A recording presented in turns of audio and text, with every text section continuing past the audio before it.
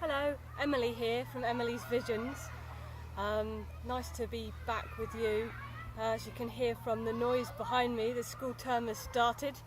Yeah, my energy is returning a little because I'm not having to. I know more with the rhythm when I'm needed as a parent and when I'm not. Not that I'm not always on call, because you never know what will happen and I'm responsible, but during the school term, you know, I can manage my energy a little easier because I know, I know when I'm in full-on mummy mode. So I just wanted to. This summer's been quite hard for me. Lots of new things have come up that I don't really know anything about, and so that's kind of put me in a position where I've been disorientated by my epilepsy, but I've also been disorientated by human things that I have no experience with, and then of course as a responsible person, then I have to respond in a responsible way.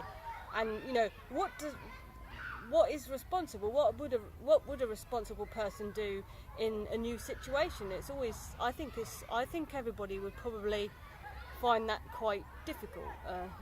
So one thing, what I wanted to call this talk about in this video was, I wanted to kind of name it, seek a second opinion. And it's a quote from Memoirs of a Geisha, because when Chio is being she's looking like she's going to be a good geisha, and people and very popular, and there's another geisha in the house who doesn't like this.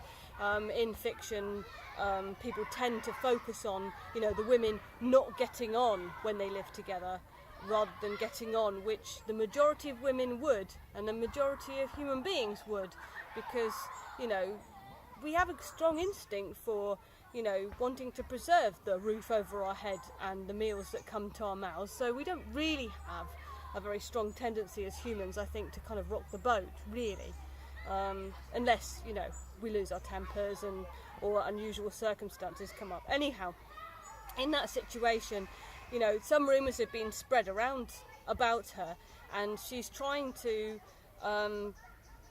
consistently practice her path, regardless of the fact that other people are speaking badly about her. And so she says to someone who says, well, I've made my mind up, about this situation. I know what's going on. I know how I should respond. I know where you stand. Done deal. Everything's sewn up. And she says, well, I think you should take your own advice, because actually she's talking to a doctor at this point. And he said, oh yes, he says, what's that?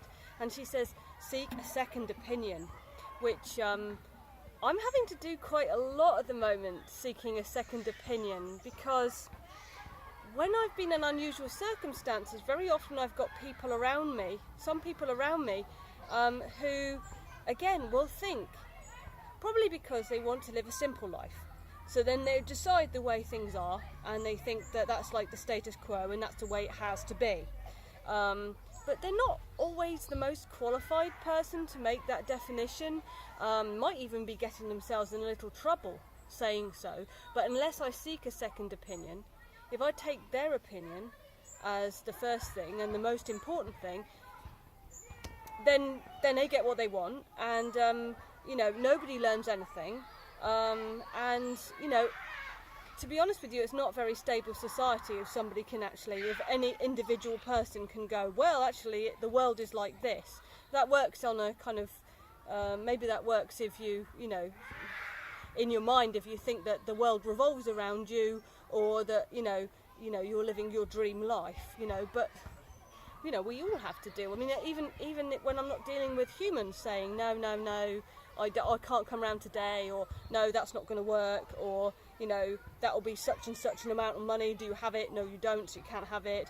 Even when I'm not dealing with humans like that, you might think to yourself, I might think to myself, ooh, my energy is quite good today. I think my energy will be better tomorrow.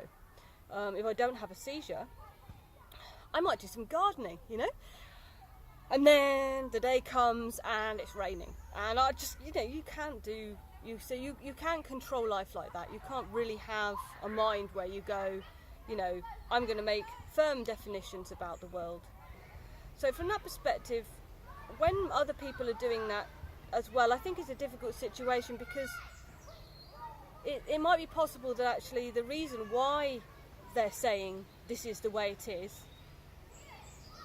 really isn't. The motivation is obscured. Maybe they want it to be that way, so that they can get what they want out of a scenario. Not just peace of mind, because everyone will go off and leave them alone and let them live the life the way they've decided, but also, they can just have things the way they want it. And I found it very interesting to seek a second opinion, to say to people, is that right that that person said that? What level of responsibility do I have in this situation? If removing all emotion from the thing, like relationships and people, the histories and this, that and the other, if you take me as a generic person, like I'm, for example, a mother of two, disabled, I'm English, I'm trying to think of other definitions. I guess I'm an artist, other definitions of myself.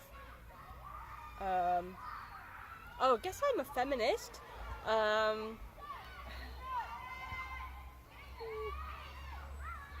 have guinea pigs, I'm a pet lover maybe. I meditate, I'm a Buddhist. So, those things are things about me. But taking all of that, taking those things that are like generic labels, because let's face it, the government and people handling human beings en masse, they do that, they define people. So I'm a mother of two, I'm a certain age, I live in a certain area, these things.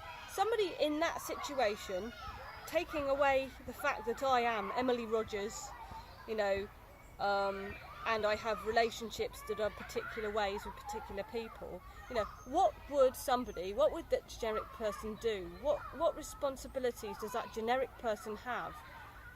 And so seeking a second opinion is really important in that. I've had to make friends with filling in forms and the government. I've had to ask straightforward questions from the people that I get my money from.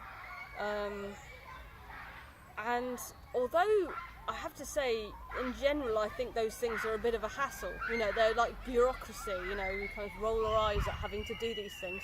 It's actually been really good because, various things have been reinforced by listening to and seeking their second opinions. And I've been able to see sometimes when I've been, cast in a particular role by somebody else. And I've adopted that, I've accepted that. But actually they're wrong. And it's not like that. Or it doesn't have to be like that. Or it can be that way if I choose, but I have the freedom to choose. I have the right to choose. So I just wanted to say that I think it's worth seeking second opinions. Whenever you or me or anyone finds themselves like in a situation that seems like a done deal or a dead end, so good to talk to everyone and seek second opinions to get a wider view of what's going on, to pinpoint, who you are as a human, living in this world. So that's been an interesting journey for me as an epileptic. This summer it's been quite tiring because I haven't been able to even myself kind of just continue life status quo-ish. I haven't been able to do that. Things have been up in the air. I've had more seizures. It's been quite difficult, but I've learned loads, and I must admit that I'm coming out at the end of it feeling more confident in who I am, and also understanding what's expected of me and what isn't, as part of my human rights. So nice talking to you. Very pleased to have autumn sun in the back garden, so that we could talk today. So yeah, bye.